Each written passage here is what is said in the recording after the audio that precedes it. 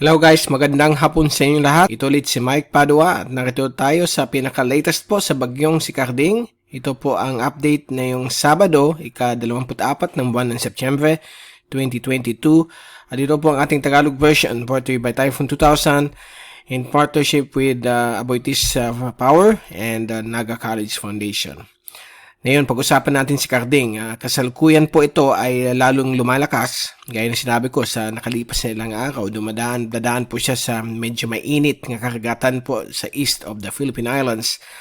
Yung oceanic heat content, okay, may mga patches of red-colored na graphics. Ibig sabihin, medyo mataas po ang oceanic heat content, so pwede siyang mag-intensify, rapid intensification na tinatawag natin sa meteorology. So, kasalukuyan, nag-umpisa na po siya mag-rapid intensification since kagabi.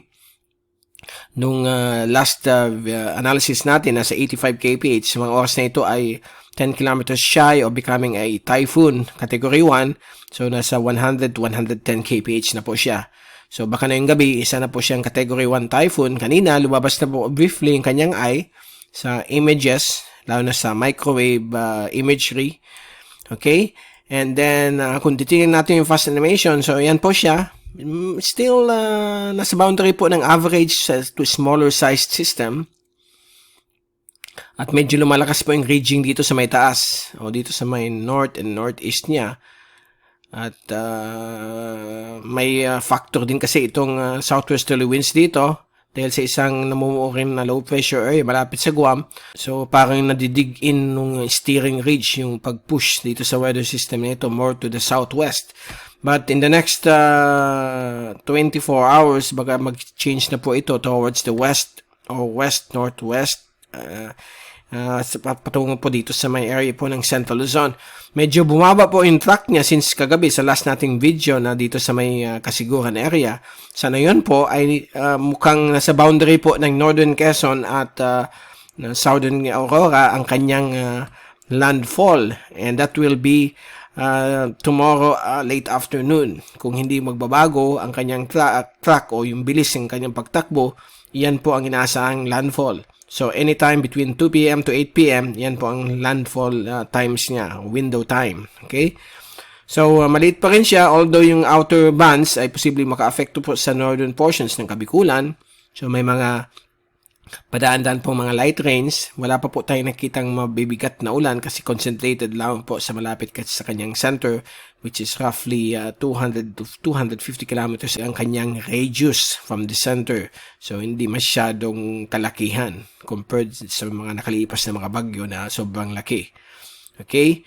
And then, kung makita niyo dito sa fast animation mula sa University of Wisconsin Tropical Cyclone page, so nakikita po natin na yon ang pag-approach itong mga maninipis na rain bands na may mga padaan-daan pong light rains na inaasahan po dito sa may Catanduanes, northern portions po ng Camarines Sur like Partido District, dito rin po sa Camarines Norte.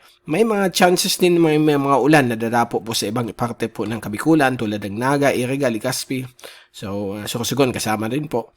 So, pero depende. Kung lumaki yung kanyang sirkulasyon, maulan po tayo bukas. But kung hindi, pwede pang sumilip unti yung haring araw. But so far, yun ang pinapakita ng mga computer models. Mamimaintain niya ang pagkaliit niya.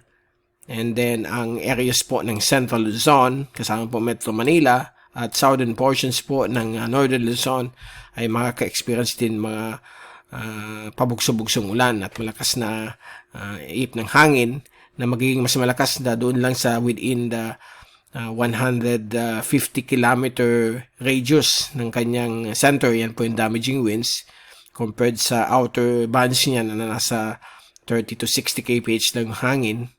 Okay, and then ito yung windy.com zoom in satellite animations. Nakikita po natin dito na yung habagat ay nag-uumpisa na rin na ma-enhance itong bagyong ito. Maapektuhan po ang Mimaropa, Visayas at ilang portions po ng Mindanao, lalo po ang Zamboanga Peninsula. So inaasahan rin po dyan mga pabugso-bugsong malalakas na ulan at thunderstorms. Dito naman sa atin is nasa boundary po tayo ng outer bands ng Kabikulan, while ang Metro Manila, ibang portions po ng Central Luzon ay nasa mismong rain bands ng bagyong ito. Okay? So, pasalamat tayo, hindi masyadong malaki. Dahil kung malaki, mas malawa po ang pinsala na idudulot nitong bagyong ito. So, concentrated lamang po siya sa within 200 to 250 kilometers from the center, yung kanyang radius ng malakas na hangin at ulan. Okay? At dito sa ating track, kaninang alas 11, ay inaasahan pong magiging typhoon po siya dahil po medyo humihina na yun yung upper level winds para mag-inhibit sa kanyang paglakas, kaya nakakabuelo na yun para lumakas itong bagyong ito. So, dadaan po ito more or less 200 kilometers north of Naga City, bandang alas 8 bukas ng umaga. But since maliit ang kanyang sirkulasyon, ang hangin dito sa Naga at ibang areas ng Bicol ay nasa 30 to 50 kph lang. Okay, may kasama pong ihip ng hangin mula sa kanluran. Epekto po yan ng habagat na medyo elongated. Hindi galing southwest, medyo galing west dahil po sa circulation ng bagyong ito. Okay, kung i-zoom natin yung ating track, dito po siya magla-landfall sa may Aurora Province, but base sa latest na yun, baka dito siya magla-landfall sa may boundary ng Northern Quezon at Aurora. And then, so namimilig ko po ang buong probinsya po ng Nueva Ecija, kasama po ang Cabanatuan. So take all necessary precautions, although maliit siya, grabe po ang impact niya, o punch nitong hangin na ito. Usually, mga malilit na system, pag dinaanan ka directly, grabe po ang lakas ng hangin po niyan. So, mag-ingat po kayong lahat dyan sa taga Nueva Ecija. At dito rin po sa may bahagi po ng Tarlac, Pangasinan, okay? Northern Zambales, kasama din po ang Pampanga at Bulacan kasi yung outer bands niya magbibigay ng mga ulan, mga thunderstorms. Metro Manila ay medyo nasa threatened area din po dahil kung makikita po ninyo yung tinatawag nating cone of uncertainty ay pasok po ang Metro Manila. So, ang titingnan po natin dito yung cone of uncertainty. Don't mind kung saan siya dadaan directly, okay? Kasi ito po yung medyo pasok kayo sa sirkulasyon ng bagyo. Now, kung ang track niya move more to the south, medyo delikado po ang Kamaynilaan. Pero pag more to the north, still, magbibigay rin ng mga malakas na hangin. At ito naman mga areas po sa may Baguio, Benguet, Dagupan ang mga karanas ng grabing mga hagupit ng hangin at ulan ng bagyong ito. So, yan po ang dapat natin tandaan. Huwag niyong tanungin kung anong epekto sa isang taon. Okay, tandaan po ninyo, napakalaki po itong bagyo. Lahat po yan affected, okay? Sa anumang sulok po ng probinsya na affected ng bagyo ay affected po sa hangin niya at ulan na dala nito. Okay, so after landfall, magkukross po siya ng Nueva Ecija. Dadaan po siya ng Tarlac at Pangasinan. Then lalabas po yan dito sa may hilagang bahagi po ng Zambales. So affected din po ang ibang portions po ng Zambales at Western Pangasinan. Then by early Monday morning, exit na po siya sa may West Philippine Sea. Then 8 a.m. ng Monday, dadaan po siya malapit sa Scarborough or Panatag Shoal. Then, mga alas 8 ng gabi sa Lunes, exit na po siya sa Philippine Area of Responsibility. Medyo mabilis yung kanyang kipagkilos, west-southwest at 26, okay? Pero inaasahan po itong babagal ng bagya nasa 20 o 21 kph habang ito ay dadaan po sa Central Luzon. So, inaasahan po mga damaging winds dito sa mga binanggit kong areas at mga ulan. Pwedeng umawat po ng 200 to 300 or more than 300 millimeters dahil po yan po ang pinapakita ng forecast rainfall amount. Okay? Yung 24-hour rain, pag nasa bagyo po kayo o nasa kapaligiran po ng isang bagyo tulad nito, ay aabot po ng 350 or 330 millimeters ang kanyang rainfall amount kapag sumasabay kayo sa galaw ng bagyo. So kung dadaan siyang mabilis ang takbo, nasa roughly 100 to 250 millimeters ang inaasahan pong mga ulan. So sapat po yan upang magbigay ng grabing flooding sa gitnang Luzon at mga nearby areas po ng southern portions ng Northern Luzon at Metro Manila ay hindi po spurred sa possible na mga rainfall na idadala nitong bagyong ito. Okay? So, please take all necessary precautions. Also, dito sa may coastal areas po ng Eastern Luzon, sa may Aurora, Quezon, Bicol Region, okay? Mag-ingat po sa mga possible storm surge kasi pag naging typhoon po siya, pwedeng umabot po sa hanggang 3. Mas mataas na po ang 4 na metro ang taas ng storm surge. Okay?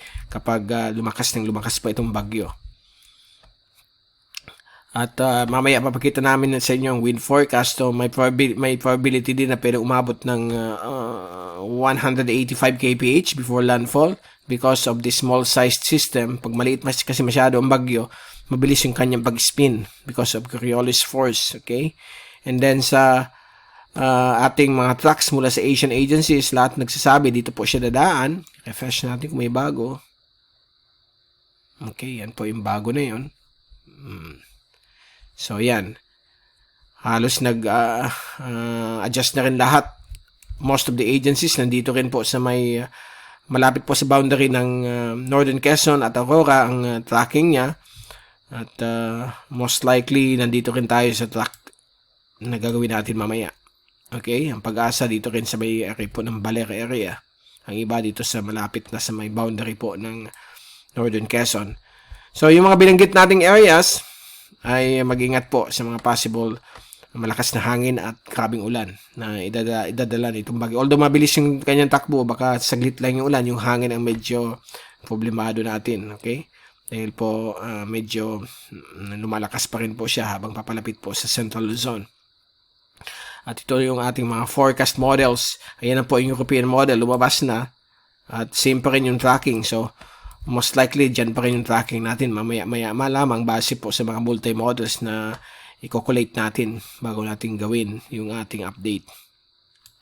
Okay?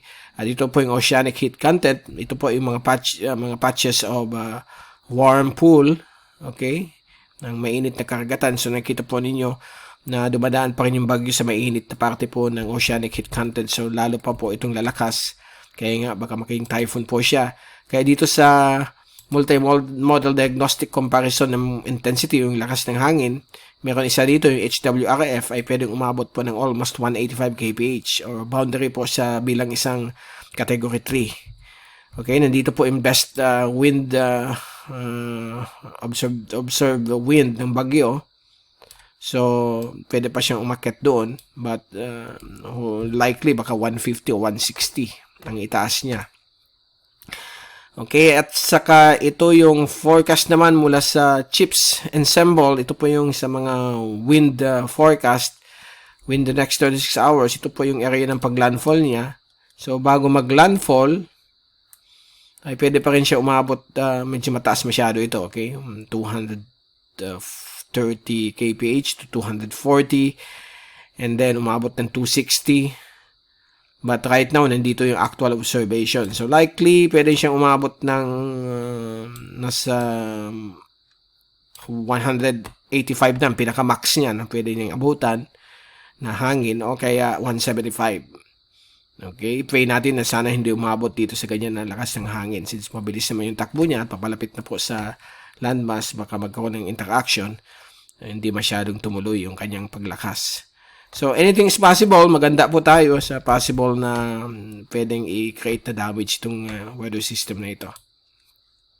Okay, hindi tayo nagpapanik ng tao. We are just stating the facts based on models at sa nakikita natin sa actual observations and based on my experiences sa mga iba-ibang bagyo na dumaan na may character po ito na pwede mag-rapid intensification o RI. So, yung kanyang hangin ay pwedeng baka magulat tayo maging 185 po ito or 200 kph, category 3 po yan. At grabe pong pinsala ang idudulot niyan. Okay, so ang reason dyan is, yan green na yan. Ibig sabihin, favorable po siya for intensification dahil humina na po yung wind shear. Kaya medyo bilog na po siya. Medyo gumigitna na yung center niya at baka lumabas na yung eye any moment. So, gaya kanina, lumabas saglit. But na yun, medyo naka-covered pa ng canopy yung kanyang mata. Yung cloud canopy, yung cloud tops, hindi natawag. So, let's all hope and pray na hindi na po siya lumakas. But again, pinakita ko sa inyo ang mga facts, ang mga data. So, let's go for the worst case scenario. Dahil alam natin na yung panahon ng climate change, ang bilis ng development ng mga bagyo. Okay? Kaya nila mag 300, kaya nila mag 250. So, yan po ang problem natin ngayon. So, that's it. Yan muna po ang ating latest. Babalik ulit tayo bukas on or before landfall sa ating update. At sana po, makaprepare na po kayo, yung mga kababayan natin sa gitnang Luzon. sa pagdaan po itong bagyong ito. At let's hope na walang damage at walang lives na mawawala sa bagyong ito, at dapat makahanda lagi tayo sa pagdaan nitong mga frequent visitors ng ating bansa. Again, mula sa Typhoon 2000, ito si Mike Pado nagpapaalam. Mag-ingat po tayong lahat. #WeatherWiser, at maraming salamat po sa pagpanood nyo sa aking channel. And I'll pray that I'll pray that this system will not cause any damage.